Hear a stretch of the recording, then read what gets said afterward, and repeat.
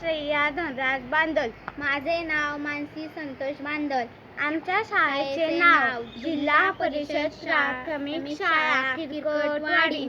इयत्ता 5वी अ. कवितेचे नाव माहेर. तापी काठाची चिकन माती, ओठा तरी भांडूक बाय.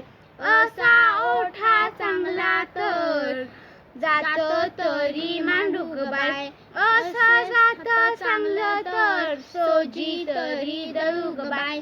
अशी सोजी चांगली तर लाडू तरी भांडूक बाय. असे लाडू चांगले तर शेऱ्याच्या पदरी बांधूक बाय. असा शेरा चांगला तर बाहुरायाला भेटूक बाय. असा बाहू चांगला तर दारी रथ आणीन ग बाय.